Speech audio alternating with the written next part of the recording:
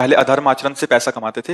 महाराज जी की वाणी सुनने के उपरांत मतलब अभी धर्म आचरण से पैसा कमाई हो रहा है, बट अंदर एक धन की इच्छा है कि मैं ज्यादा से ज्यादा कमाऊं ताकि मेरे बच्चे अच्छे से हो या मैं कहीं मकान ले लूं। तो ये भी इच्छा महाराज जी, ये इच्छा भी बाधित है यही धर्म में। इच्छा तो पाप कर्म कराती है, चाहे जितना वो कोई सफाई पेश करे। जिसके अंदर ये इच्छा आ जाती कि मैं अधिक से अधिक धन कमाऊं और अपने परिवार को सुखी करूं, जो 4 5 8 10 लोग हैं, इसके अलावा मैं अधिक से अधिक धन कमाऊं, तो वो कुछ भी कर सकता है। जिसके मन में ये संकल्प आ गया मैं अधिक से अधिक धन कमाऊं। धर्मात्मा पुरुष धन की तरफ वृत्ति नहीं रखता, और धर्म की तरफ वृत्ति रखता है कि मैं अधिक से अधिक धर्म पूर्वक आचरण करूं, भले नमक रोटी खाना पड़े। और आपको सच्ची बताएं, धर्मात्मा पुरुष के बच्चों के लिए धन जमा नहीं करना पड़ता। वो इतने प्रवीण होते हैं, इतने महिमाशाली होते हैं कि वो सब व्यवस्था कर लेंगे। और अधर्मी पुरुष जो अपने बच्चों के लिए अधर्माचरण करके जमा करता है, वो उसी को पीटते हैं, घर से निकाल देते हैं, और इसके बाद उनकी बुद्धि भ्रष्ट होकर ऐसे आचरण करते हैं, वो नष्ट हो जाते हैं। लिख लो, कागज में लिख लो। अधर्माचरण से कमाया हुआ धन ना तुम्हें सुखी कर पाएगा, ना तुम्हारे बच्चों को सुखी कर पाएगा, पक्का समझ लीजिए। और धर्म के द्वारा चलोगे तो माना कि बहुत मेहनत करके तुम बच्चों को नमक रोटी पवा रहे हो, मेहनत कर, वो बहुत बड़े ऑफिसर बनेंगे, वो बहुत अच्छे किसान बनेंगे, वो बहुत अच्छे भारत की सेवा करने वाले बनेंगे। धर्मात्मा पुरुष में ही सामर्थ्य ऐसी होती है। तो बचपन से उन्होंने धर्म का अन्न खाया तो उनकी बुद्धि शुद्ध होती है।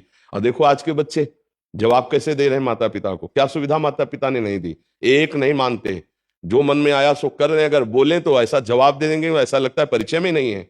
मतलब पुत्र की तो बात जाने तो क्या परिचय नहीं है? क्या इतनी सभ्यता नहीं सीखी कि अपने बड़ों से कैसे बात की जाती है? आज का बच्चा जब अपने माता पिता से बात कर रहा हो तो आप उसको सुनिए, उसके संभाषण सुनिए। जहां विद्या से विनय आती है, तो पढ़ लिख कर वो कितना असंबद्ध प्रलाप करता है, कैसे वो बातें बोलता है, और कैसे उसके आचरण हो रहे हैं। ये सब धन की सुविधा देने पे हो रहे हैं। हम ये नहीं कहते कि आप धन मत कमाओ, धर्मयुक्त कमाओ, लेकिन धन की इतनी भूख पैदा हो जाए तो वो भी पापाचरण कराएगी, तुम संभल ही नहीं पाओगे। पक्का धन की मांग पापाचरण कराएगी ही कराएगी, उसमें स्वयं का दोष है। और धर्म से युक्त धन फिर वो कुल परंपरागत अच्छा चलता रहेगा। 100 रुपया कमा के अगर धर्म से लाओगे और उसकी दाल रोटी केवल खाओगे तो पूरा परिवार चैन से सो लोगे, पक्का विश्वास रखला। और अधर्म से 1 लाख लाओगे ना, तो टेबलेट खाने पर भी सही नींद नहीं आएगी, परेशानियां बढ़ती चली जाएंगी। और जो परिवार के सदस्य हैं उसमें पहला रोग पैदा होगा, कलह, एक दूसरे के प्रति दोष दर्शन और कलह। परिवार में आकर के अशांत हो जाओगे, क्योंकि अधर्म आ चुका है। पक्का समझो, ये शास्त्र सम्मत बात है। इसलिए हमें लगता है धन की चाह तो होती है सबके अंदर। जो भगवान के रहस्य को नहीं जानते हैं उनको लगता है धन की चाह करने से धन अधिक मिल जाएगा और सुखी हो जाएंगे। क्या जिनके पास धन है बहुत ज्यादा वो सुखी हो गए? क्या आप देख लो, खूब ऐश्वर्य है, बड़े पदों में, बड़ी महिमा में, और हालत अंदर की जो है वो बहुत दयनीय है, दयनीय। तो धन तो है, पद भी है, व्यवस्था भी है, पर हालत दयनीय है। चिंता, शोक, भय, अशांति, ये धन से दूर कर सकते हो, कर लो।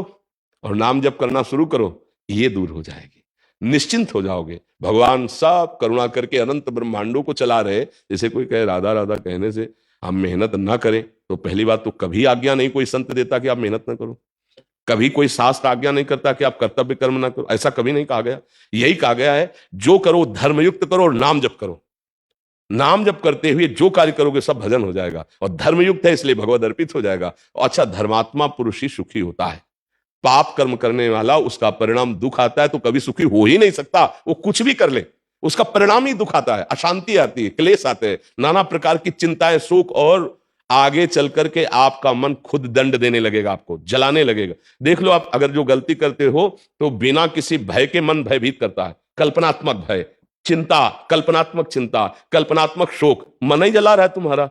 फिर वो कर्म का जब दंड आएगा तो भोगना पड़े। हमें लगता है धन की चाह तो है, पर धर्म से युक्त धन की चाह करो, अधर्म युक्त ना करो। अगर ये कि हम अपनी 7 पीढ़ी के लिए जमा कर ले तो धर्म से नहीं टिक सकते, फिर धर्म से तुम्हें भ्रष्ट होना पड़ेगा, क्योंकि धन प्रधान लक्ष्य हो गया। अब आपको कोई कहेगा कि ये 5 मिनट की बात है, थोड़ा बस झूठ बोल दीजिए, ऐसे से ऐसे कर दीजिए, काम बन जाएगा, आप बोल देंगे, क्योंकि आपको है कि हमारे बच्चों के लिए हमें जमा करना, पीढ़ी दर पीढ़ी सब सुखी रहे। ऐसा नहीं है, हम धर्म से जो भी है वो करेंगे, इसके बाद हमारा भगवान करेगा, पक्का। देखो युधिष्ठिर जी ने धर्म नहीं त्यागा, तो कौरवों का बहुत बोलबाला था। अरे भीष्म पितामह द्रोणाचार्य जिनके साथ है उनके बोलबाला का क्या कहना है?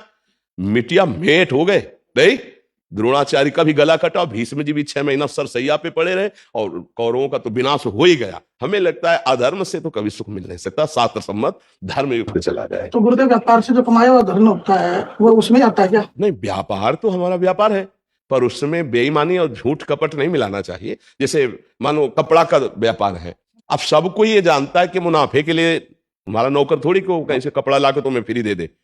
अरे वो लेबर रखे है, दुकान का किराया है, बिजली है, तो इसका मतलब मुनाफा लेगा। तो आपको बोलना है भाई 100 का लाए जैसे आप, तो आपको बोलना है 25 रुपये मुनाफा मीटर में लेना, तो 125 रुपया मीटर है ये, लेना है लीजिए चले जाए। नहीं वैसे ऐसे और वैसे कुछ नहीं, 125 रुपया मीटर कपड़ा बढ़िया, 25 रुपया मुनाफा, 100 रुपया मीटर लाए, 125 रुपया मीटर बेच रहे हो, धर्म है आपका। अब इसमें झूठ, यार तुमसे कसम से कहते हैं 150 रुपया मीटर का है ये, तुम यार अपने हो 140 दे दो, फ्रॉड एकदम, झूठ क्यों बोल रहे? अब ये जो पैसा आएगा, अब ये झूठ वाला आएगा और तुम्हारी बुद्धि पर कसम क्यों खाई, झूठ क्यों बोला? ईमानदारी से अगर तुमको लगता है कि सब पूरा सिस्टम जो चल रहा है तो हम 1 मीटर में 40 रुपया लेंगे, तो आप 140 सीधे बोल दो, 5 रुपया कम मत करो, 5 रुपया बढ़ाओ मत, झूठ मत बोलो। क्योंकि सबको ही जानता है व्यापार प्रॉफिट के लिए किया जाता है। व्यापारी जो व्यापार कर रहा है उसके बहुत से खर्चे हैं, बहुत सा परिवार पोषण करना है, तो इसी से कर रहा है वो। अगर वो जितने का लाया उतने का दे देगा तो कैसे काम चलेगा? तो झूठ नहीं बोलना, सबको पता है मुनाफा लेगा, तो जितना हम निश्चय किया है धर्मयुक्त, कुछ राजकीय विभाग की भी मर्यादाएं हैं कि आप इस सामान को इतना बेच सकते हैं, तो आप उतना लगा दीजिए कर और उतना उसके हिसाब से बेच, कोई व्यापार में नहीं, कहीं भी नहीं। अब वो मांग रहा है 1 किलो, आप दे रहे हो 950 ग्राम, कोई सिस्टम कम करके ऐसे, या आप उसकी कीमत जो असली है उससे बहुत ज्यादा करके और झूठ बोल करके, नहीं कि ऐसे, ये नहीं होना चाहिए। कौन सा व्यापार झूठ बोलवाता है? आप केवल झूठ का आश्रय लिए इसलिए, नहीं तो सत्य है। कितनी ऐसी दुकानें जिनमें फिक्स दाम है, आपको लेना है लीजिए, नहीं लेना चले जाइए। तो झूठ कपट का व्यवहार करके अगर एकत्रित करे तो व्यापार वो दोषित है, और अगर सत्य पे चले तो व्यापार सही, क्योंकि मुनाफा तो लेगा ही, कोई तुम्हारे नौकर थोड़ी है, वो तो अपने परिवार का पोषण करने के लिए बैठा है, मुनाफे के लिए बैठा है, तो कसम क्यों खाए? यार कसम से बचता नहीं है, पर आप जो है आप इतने कैसे नहीं बोलते लोग, हाँ वो व्यापार दोषित है ये।